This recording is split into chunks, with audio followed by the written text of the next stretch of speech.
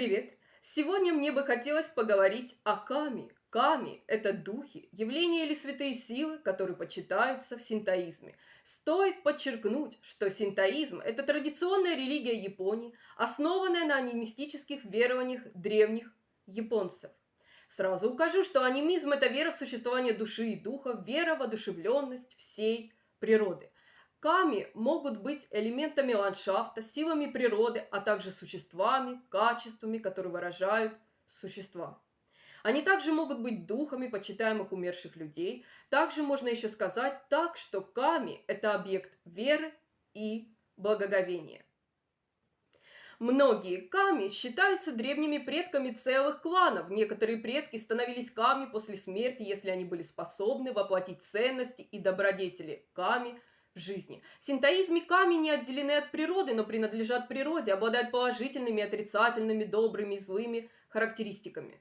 Они являются проявлением мусуби, взаимосвязанной энергии Вселенной, и считаются примером того, к чему должно стремиться человечество.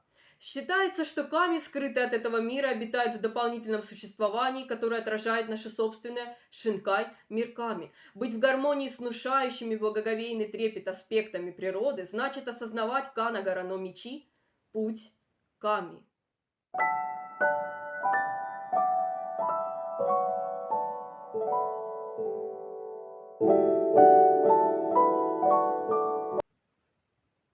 Ками– это японское слово, обозначающее бог, божество, божественность или дух.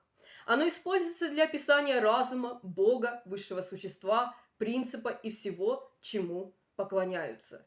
Существует также такое этимологическое предположение: ками может просто означать дух или аспект духовности, или относится к анимистической концепции.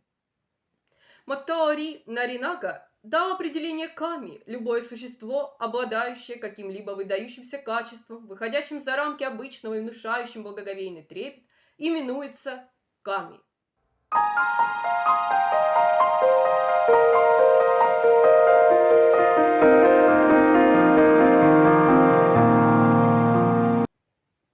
В то время, как у синтоизма нет основателя, нет всеобъемлющей доктрины, нет религиозных текстов, кодзики, записи о деяниях древности, написанные в 712 году нашей эры, и Нихон Сёки, японская летопись, написанная в 720 году нашей эры, содержат самые ранние записи японских мифов о сотворении мира.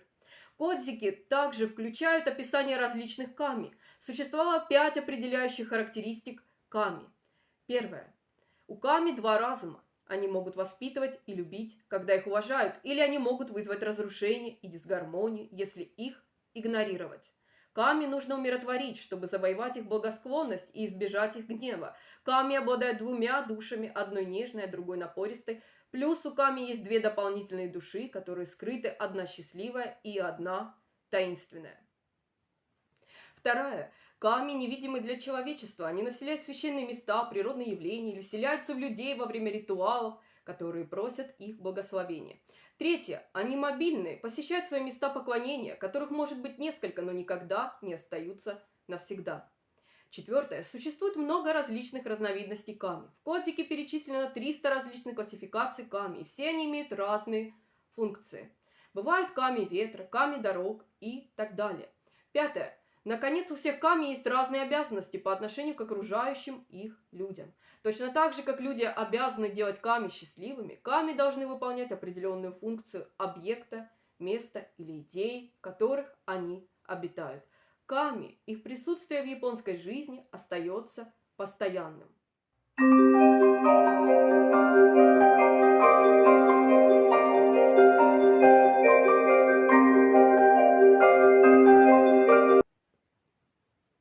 Ками являются центральными объектами поклонения. В современном синтоизме многие считают ками антропоморфными духами, обладающими благородством и властью. Считается, что существует 3 основных разновидности ками: небесные божества, боги земного царства и бесчисленные ками. Чтобы угодить ками, последователи синтоизма учат соблюдать 4 утверждения синтоизма. Первое утверждение состоит в том, что нужно крепко держаться традиций и семьи. Семья рассматривается как главный механизм, с помощью которого сохраняются традиции. Второе утверждение заключается в том, что нужно иметь любовь к природе. Природным объектам поклоняются как священным, потому что в них обитают ками. Следовательно, быть в контакте с природой означает быть в контакте с богами. Третье утверждение заключается в поддержании физической чистоты. Последователи синтоизма принимают ванны, моют руки и так далее. Четвертое утверждение состоит в том, что нужно поклоняться и почитать ками и духи предков. Последователи синтоизма также верят, что ками – это те, кто может либо благословлять, либо проклинать человека. Верующие синтоисты желают умиротворить злых ками, а также угодить добрым ками. Ками почитаются и уважаются в синтоизме. Цель жизни для синтоистских верующих – обрести чистое, искреннее сердце, которое может быть даровано только ками. Последователи синтоизма учат, что человечество должно почитать как живое, так и неживое, потому что оба обладают божественным высшим духом внутри ками. Думаю, на этом все. Всего доброго.